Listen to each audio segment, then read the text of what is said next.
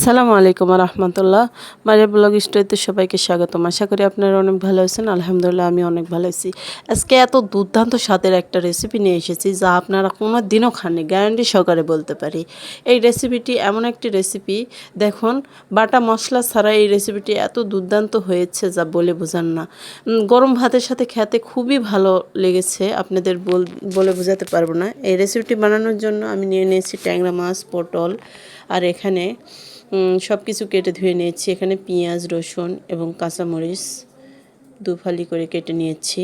বন্ধুরা, যারা যারা লাইক দিতে ভুলে গিয়েছেন প্লিজ লাইকটা দিয়ে চ্যানেলটি সাবস্ক্রাইব করে পাশে থাকবেন। আর ভিডিওটি ভালো লাগলে অবশ্যই সঙ্গে থাকবেন পুরো ভিডিওটি।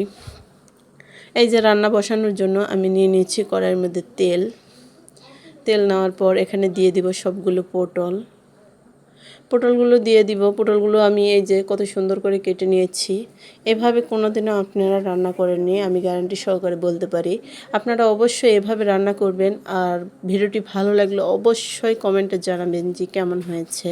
আমি তো খেয়ে একদম খুবই ভালো লেগেছে আর বাসার সকলেরও পছন্দ হয়েছে।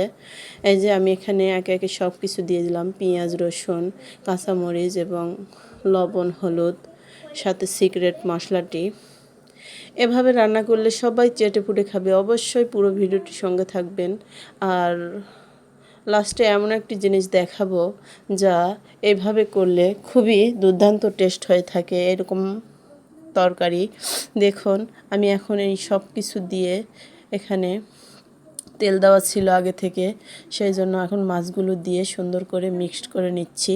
আমি এখন পানি দিব না, একটু কষিয়ে নেওয়ার পর আমি পানি দিব। একটু নেড়েচেড়ে একটু কষিয়ে নেওয়ার পর আমি পর্যাপ্ত পানি দিয়ে দিব।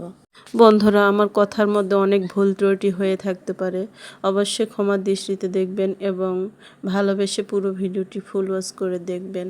আপনাদের ভালোবাসা ছাড়া কখনোই সামনে আগাইতে পারবো না। এই যে পর্যাপ্ত পানি দিয়ে আমি সুন্দর করে তরকারিটি কষিয়ে নিচ্ছি।